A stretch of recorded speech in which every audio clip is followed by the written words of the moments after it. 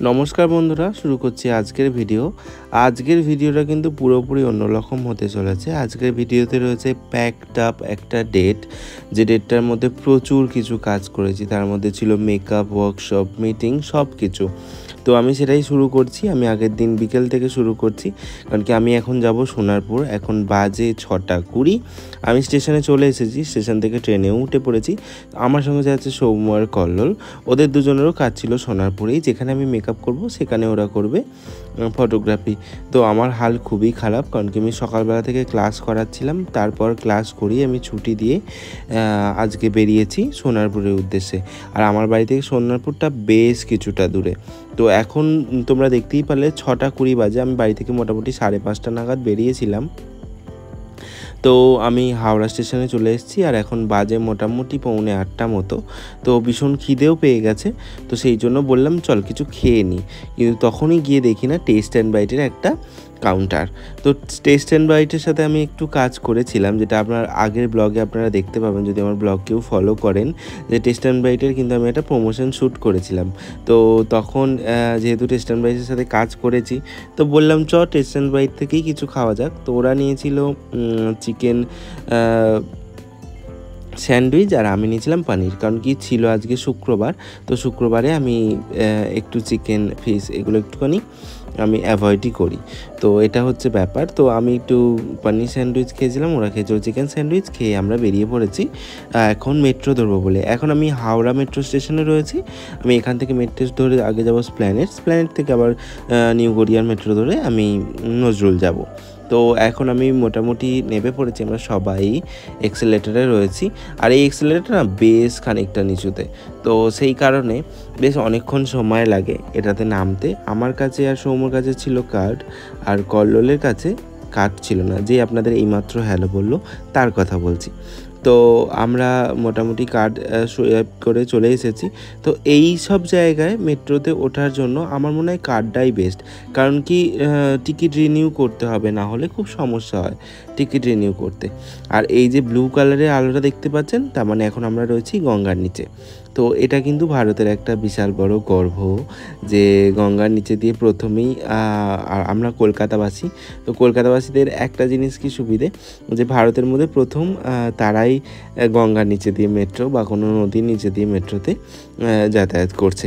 তো আমরা ব্লু লাইনে চলে এসেছি। ব্লু লাইনে এসে আমরা কবি সুভাষের মেট্রো ধরে নিয়েছি, আর এখন বাজে 8:36। তো এখানে তো মেট্রো প্রচুরই থাকে, তো মোটামুটি আমরা বসেও পড়েছি। ওখান থেকে নেমে পড়েছি নজরুল থেকে আমি অটো ধরে নিয়েছি। অটো ধরে এবার ডিরেক্ট চলে যাব আমার দিদির বাড়িতে।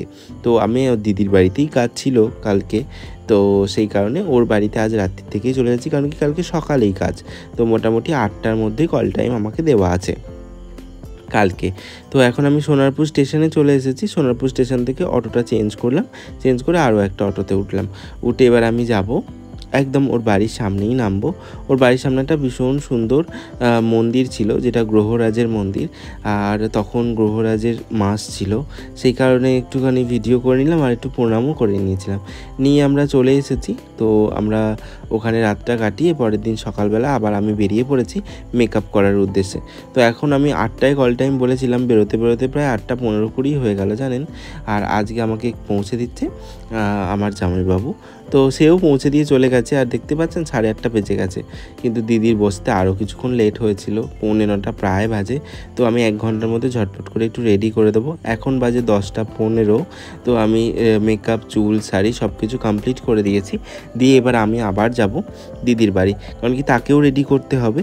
তো সেই কারণে আমি আবার একটা অটো ধরে নিয়েছি, অটো ধরে চলে যাচ্ছি ওর বাড়িতে। আর বৃষ্টিটা আজকে এতই জ্বালাচ্ছে, আমি প্রচুর ভিজেওছি আজকে। কারণ কি অনেক সময় হয়েছে যেখানে আমার দাঁড়ানোর সময় আর ছিল না। তো এই যে সেই দিদি যার বাড়িতে আমি ছিলাম এসে কাল রাত্রে, তো ওখান থেকে ওকে মেকআপ করে আমি চলে এসেছি বেলঘরিয়াতে। আমার আজকের ওয়ার্কশপ ছিল, আর ছিল মিটিংও। তো আমি ওখানে চলে এসেছি। এখানে এসে আমার একটু বুঝতে অসুবিধা হচ্ছিলো যে কোন জায়গায় আমরা যাব। তো যাই হোক আমি মোটামুটি পৌঁছে গেছি এখানে। এবার ওয়ার্কশপ তো কমপ্লিট হয়ে গেছে, আমি বেশ খানিকটা দেরি করে ফেলেছি, এখন প্রায় 2টো মতো বাজে। দিদি এসে গেছে, দিদি কিছু কথা বলছিল যেটা প্রোগ্রামের নিয়েই। তো সেই কথা শেষ হতে হতেই আমাদের এদিকে শ্যুটও শুরু হয়ে গেছিলো। তো শ্যুটে আজকের মডেল ছিল লিজা। লিজাকে তো তোমরা অনেকেই চেনো। লিজা প্রচুর সিরিয়ালস করেছে, যার মধ্যে রাঙা বউ আর এই পথ যদি না শেষ হয় অন্যতম। তো যারা যারা সিরিয়াল দেখো তারা হয়তো ওকে চিনতে পারবে। তো যাই হোক, লিজা কিন্তু এমনিতে খুবই ভালো মেয়ে, ওর ব্যবহার খুব ভালো, আর ও সবসময় সবাইয়ের সাথে ডাউন টু আর্থ হয়ে কথা বলে। তো খুবই ভালো লাগে এরকম একটা মানুষের সাথে কথা বললে বা মিশলে, অনেক পজিটিভ এনার্জিও আসে। আজকের দিনটা খুব একটা ভালো ছিল না আমার জন্য। তো যাই হোক, অনেক কিছু ঘটনা ঘটেছে আজকে, তো সেসব আমি বাদই দিলাম। তো এখন আমি এই সব শ্যুটের দিকেই ফোকাস করছি। তো আমি এখান থেকে শ্যুট করে, এখানে শ্যুট কমপ্লিট হলে আমি আবার বেরিয়ে যাব দিদির সাথে কথা বলার পরেই। তো দিদির সাথে কথা কমপ্লিট হয়ে গেছে, আমি বেরিয়ে চলেও এসেছিলাম। এখন বাজে প্রায় রাত্রি 8টা, আমি আর ব্লগটা নিইনি। তো আমি এখন যাচ্ছি পাটুলি। পাটুলিতে আপনারা তো হয়তো অনেকেই পাটুলি গেছেন, যেখানে কলকাতার একটা খুব ভালো জায়গা, মানে ঘোরার জন্য খুবই ভালো। আর বিশেষ করে কাজ করার পর আমি কোথাও বেরোই না, কিন্তু আজ মনে হলো না, একটু বেরিয়েই আসি। তো আমরা পাটুলিতে এলাম, এখন বাজে প্রায় 9টা 15। এখনও কত লোক দেখতে পাচ্ছেন, প্রচুর লোক। আর আজকে ছিল রবিবার, সেই কারণে লোকের ভিড়টা অনেক বেশি ছিল। আর এই সব জায়গায় একটু ফাঁকা ফাঁকা থাকলেই বোধহয় বেশি ভালো লাগে।